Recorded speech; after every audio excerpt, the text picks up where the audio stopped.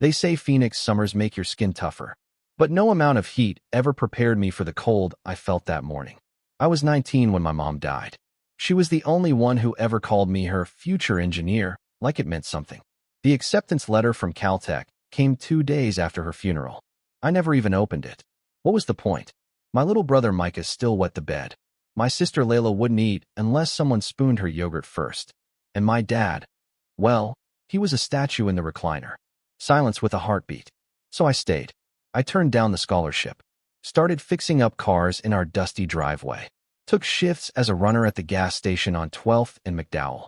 Every dollar I made went toward groceries, school clothes, inhalers, car insurance. I kept track on a spreadsheet, like it mattered. Like it made me official. The first year was the hardest. I'd lie awake wondering if I just committed slow suicide, burying my future for a family that might never notice. But then Micah got a perfect attendance award. Layla made the soccer team. Dad even started going outside again. By the time I turned 24, I'd managed to earn my mechanical engineering degree online, piece by piece. Nights were for Uber. Days were for side work. On weekends, I changed oil for half the neighborhood. Most of the $42,000 I earned over the years went straight into Dad's mortgage. He said, "Thanks," once, in 2020. I remember, because it felt like hearing an extinct word. But I didn't do it for praise. I did it because I believed I was part of this family. There were moments I convinced myself we were healing. Like that Thanksgiving where Dad asked me to carve the turkey. Or when Micah's graduation speech thanked his biggest role model and looked at me. I thought I was finally seen. Then came that Sunday. It was supposed to be eggs and chorizo. Just the 4 of us. Casual. I even made horchata from scratch, Mom's old recipe. The whole house smelled like cinnamon and memories. We sat down like always. Dad folded his napkin. Then he said, "There's something I need to read." I thought it was going to be a prayer. Maybe some kind of family announcement. Layla was already scrolling on her phone. Micah cracked a joke about needing coffee. But Dad reached under the table and pulled out a yellow envelope. "The will," he said. "Grandpa's final version. I figured it's time we got things sorted." Well, I blinked. Grandpa had passed the year before. I remember carrying the casket, cleaning out his shed. He'd always called me the dependable one. We used to sit on the porch and talk about torque ratios and life like they were the same thing, full of pressure, balance, and spin. Dad started reading. Layla got the savings account, about $15,000 for her student loans. Micah got Grandpa's Chevy truck and the tools inside it. And then he said, "I'm the named recipient of the house and all remaining assets." Silence. I waited for my name. I waited.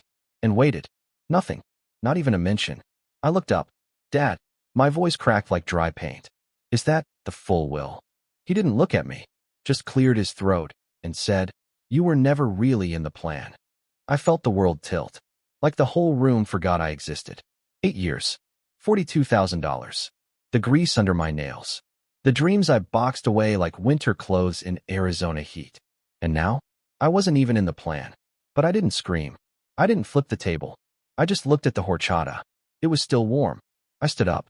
I said, "Thanks for breakfast." And I walked out. But I wasn't going far. Because something inside me was waking up. And I was about to dig for the truth. I didn't drive home right away. I drove nowhere. Just floated through Phoenix in my beat-up Corolla, windows down, engine rattling like my chest. I passed the diner on 16th Street, where I used to take Micah for milkshakes. The park where I taught Layla how to ride a bike. The streetlight where I once cried for 40 minutes after working a double shift and realizing we were out of milk and I didn't have $3. None of it meant anything anymore. By sunset, I parked at Grandpa's old house, the one he left to Dad. The one I used to mow every Sunday at 6 a.m., no matter the season. I still had a spare key on my ring. Nobody had changed the locks. Because why would they? I was never seen as a threat. But that night, I wasn't family. I was something else. Inside, the house smelled like lemon cleaner and old paper. My chest tightened with every step. I knew this place like I knew the lines on my palm. But suddenly, it felt foreign. Off. I went straight to the den. Grandpa's desk still sat against the wall, thick oak, worn in the corners.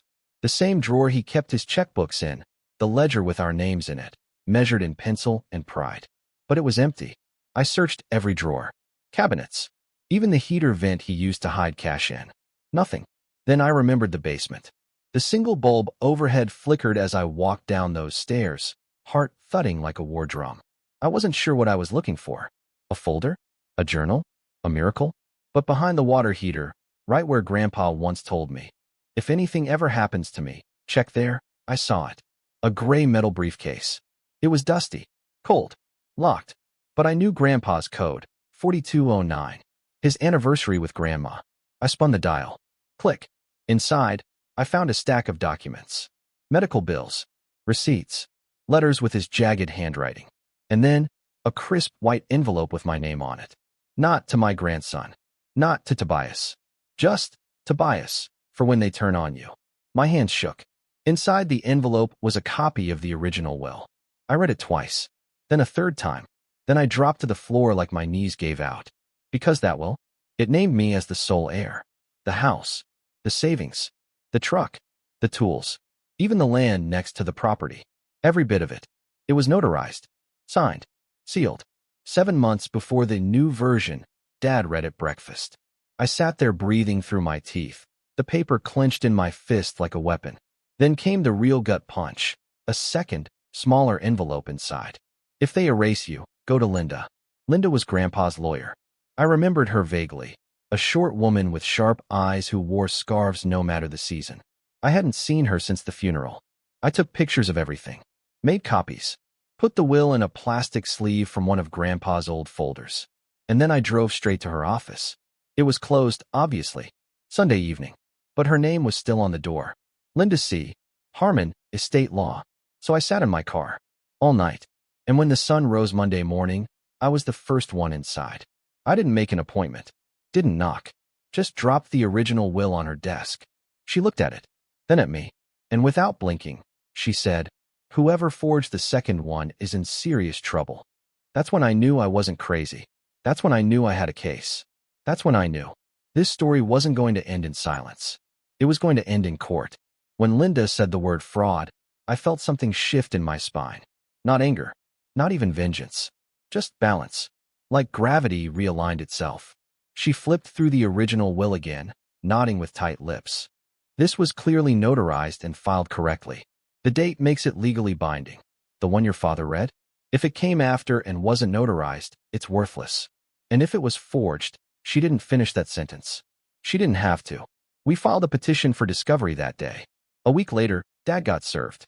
He called me the same night. One ring. I let it go to voicemail. "Tobias, I don't know what you think you found, but you're making a mistake. Don't drag this into the public. We can figure it out privately, like family." Like family. I laughed out loud in my kitchen. A short bark of disbelief. The same voice that said you were never in the plan now wanted quiet reconciliation. I didn't respond. 2 days after that, Layla showed up at my apartment. She didn't call, just knocked. She looked small in the doorway, hoodie too big, shoulders tight. Her eyes didn't have that shine anymore. "I didn't know," she said. "About the will. About what Dad said." I let her in. She sat at the same table where we used to do her math homework. I poured her a glass of water. Silence stretched between us like a live wire. Then she whispered, "You're really suing him?" "I'm defending myself," I said. "That's all." She nodded, slowly, then reached into her bag and slid over an envelope. It was a printed email thread. Between Dad and some guy named Rick M. A notary. My heart froze. The email subject line read, "Need you to backdate this new version. Don't worry, it's just for paperwork." My hands trembled again, just like in Grandpa's basement. Layla said, "I found it in the shared family laptop. I wasn't looking for anything, but when I saw your name never came up in the new version, I had a feeling. I wanted to hug her, or cry, or both. Instead, I asked, 'Why are you helping me now?'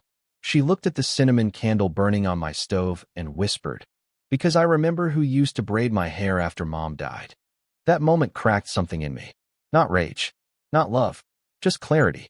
I had been more than a brother. I had been their firewall, their shelter, their unpaid therapist, mechanic, tutor, chef. And now, I was just the ghost of their convenience. The court date came 3 weeks later. I walked into the Maricopa County Courthouse with Linda at my side and the original will in hand. The judge looked tired. The air was dry and sharp. And Dad looked smug. He wore a navy blue suit, and that look he always wore during church potlucks. the face of a man who knew everyone thought he was good. But this time, the evidence outshone the charm. Linda laid everything out. The notarized date, the signature discrepancies, the email from Rick M., the timestamp metadata from the forged file. It was surgical. Dad tried to spin it, claimed it was just a misunderstanding, that Tobias misunderstood Grandpa's real wishes. But when the judge asked, "Do you acknowledge creating or altering the second version of the will?" he stammered. I'll never forget the way the room fell quiet. So quiet you could hear the judge's pen click before Dad said, "I may have adjusted it, but only because." That was it. Game over. The judge's ruling was clear. Forgery. Invalidated. Tobias is the sole beneficiary as per the original will. Dad. Find. The house. Mine. The land. Mine. The truck. Keys returned within 48 hours. I walked out of that courtroom into the desert sun and finally felt the heat wasn't just burning, it was purifying. But I didn't feel triumphant. I felt free. I went straight to the house and changed the locks. Layla called that night. I let it ring once, then answered. "Did it feel good?" she asked. I paused. No, but it felt right. She didn't argue. Micah never called. Mom never showed. But I slept for 11 straight hours that night. And when I woke up, I didn't feel like a backup plan anymore. The locks clicked shut with a satisfying finality. New keys. New title in my name. I stood in the middle of the living room. Bare floors, faded couch, the smell of lemon cleaner still hanging in the air, and felt like I had stepped into a version of my life where I finally existed. No more backseat. No more silence. I walked past the family photos still on the wall, every single one framed without me in it. Like I'd never lived here, never bled here, never gave up a damn thing. I didn't take them down. I left them there like exhibits in a museum of denial. Micah texted later that afternoon. "Cold move, bro, hope it was worth it." I blocked him. The next 2 days were quiet. Almost too quiet. I started cleaning out the garage. My tools were still where I left them, lined up like old friends waiting for me to come back. I found a crumpled receipt for one of Dad's property tax payments. My name was on it. I'd helped cover that year when he was between jobs. 42 grand. And they said I was never in the plan. By Friday, the news had spread. Layla told me that Dad was staying in a motel off I-17, refusing to speak to anyone. Micah was living with his girlfriend. The house they once filled with their noise now echoed only with my music. Jazz in the mornings, Motown at night. I started cooking again. For myself this time. Pork shoulder one night. Chicken cacciatore the next. I even started sketching out some plans. Maybe a small auto repair side business. Maybe something in HVAC with my degree. And then came the knock. Saturday night. 9:42 p.m. 3 knocks. Heavy.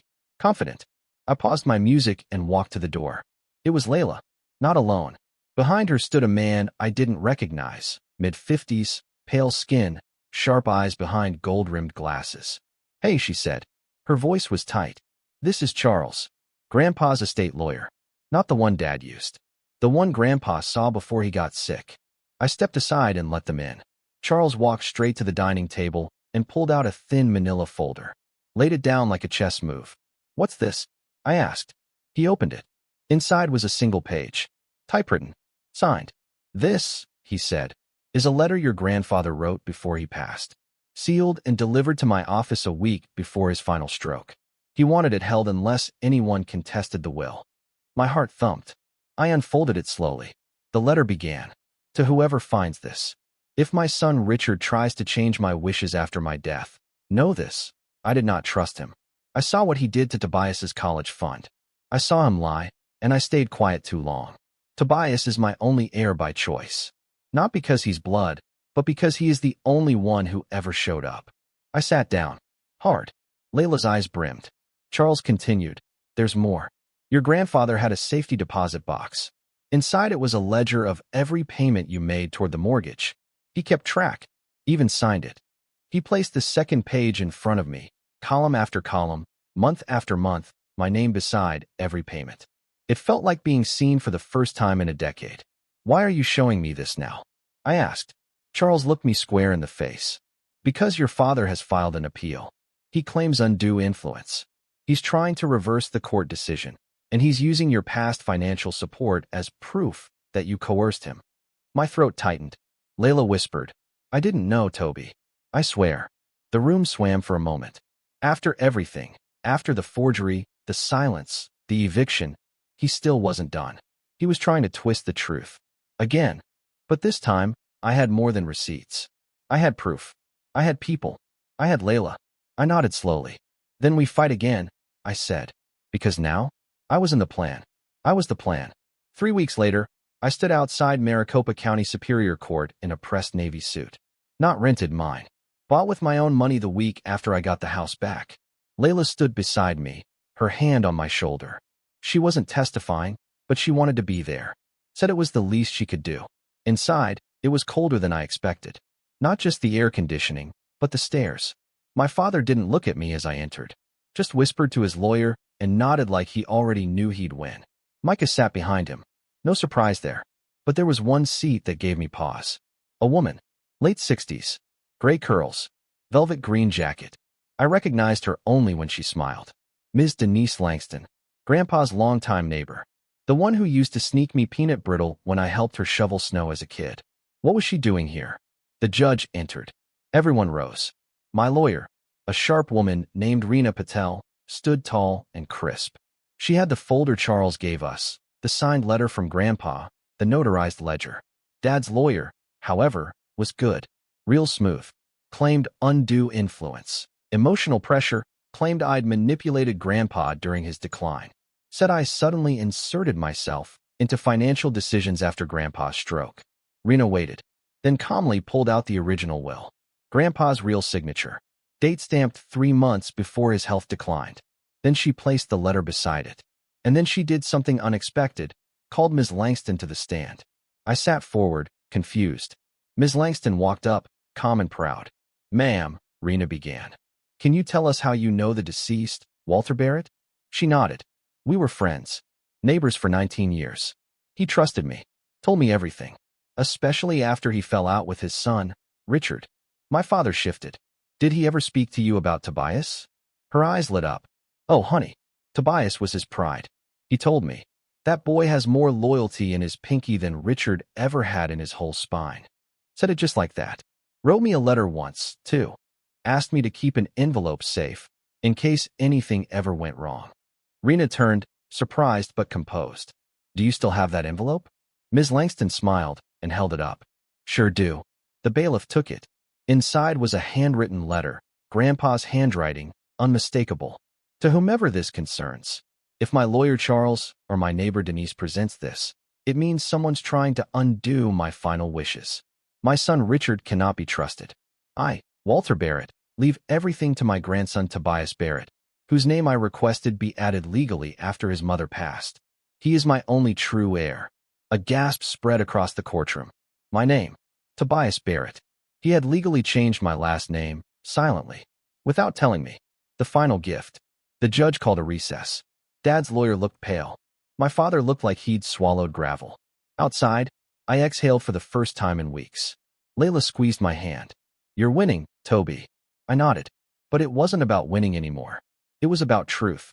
About finally putting everything in the light. The next morning, the judge ruled. The court finds in favor of the respondent, Tobias Barrett. The original will stands. The forged document is hereby invalidated. The property and all related assets shall remain under Mr. Barrett's ownership. Case dismissed. It was done. After years of being the shadow in my own family, I was no longer invisible. No longer a tool or a fallback plan. I was the owner of my own life.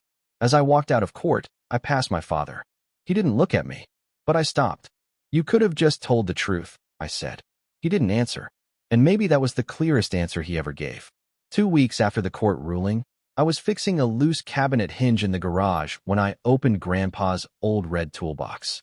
The one with the dented lid and that creaky bottom drawer.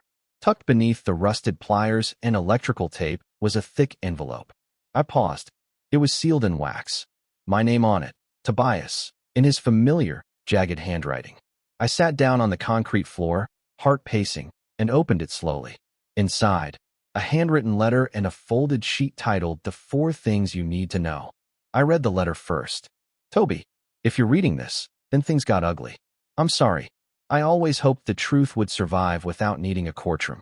But if you had to fight, know this. I saw everything. Every oil change, every sleepless night, every meal you skipped to feed your siblings. You didn't just hold this family together. You gave them their chances. Now, it's time you took yours. I blinked. My hands trembled slightly. The paper felt heavier than it should. Then I unfolded the second page. The 4 things you need to know. There's a deed in my name to the lot next door. It's yours. Start something. You weren't supposed to stay. I never wanted you to bury your dreams. Your mother left you a letter. It's in the attic. Forgiveness isn't always for them. It's for you. When you're ready. My throat tightened. My mom. The attic?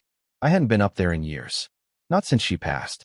I climbed the narrow stairs that night, flashlight in hand. The air smelled like cedar and dust and 1,000 buried memories. I found an old box labeled Toby 2014. Inside, baby shoes. A few art projects from elementary school. And a sealed white envelope. My sweet Tobias, it read. I sank to my knees and read every word. She talked about her regrets. About how she saw my heart early. How she knew I'd be the one holding the line when everyone else let go. She said she was proud. That if anything ever happened to her, I was to chase joy like it owed me money. I clutched the letter to my chest and cried for the first time in years. Not from sadness. Not from pain. From release. The next weekend, I stood on the empty lot Grandpa left me. It was full of dead grass, beer cans, and a caved-in lawn chair. But to me, it was gold. I pulled out my notebook, the one I hadn't opened since college, and sketched the first thing that came to mind. Barrett Auto and Community Garage. Free oil changes for single parents. After-school workshops. A safe place with open bays and warm lights. A new legacy. Not just repair, but renewal. The Thompsons, my former family, tried to reach out. First, a text from my brother. We messed up, man. Dad's a wreck. Just wanted to talk. Then my sister. You know we didn't mean it like that. You were just always so perfect. It made the rest of us feel invisible. I didn't reply. I didn't need to. I had built something greater than their guilt. But then, they showed up. Pulled up in my driveway unannounced one Friday. My father, standing awkwardly near the porch, had in his hands. Micah, Layla, all of them. I didn't open the door, but I did speak. Through the screen, I said, you all chose silence when I needed voices. Now I choose silence back. Go home. They left. I sat on my steps afterward, the desert sun low and gold behind the mountains, and felt something close to peace. Maybe even power. Because when you've been erased and come back louder, every quiet choice becomes a roar. The opening day of Barrett Auto and Community Garage wasn't glamorous. The banner was crooked.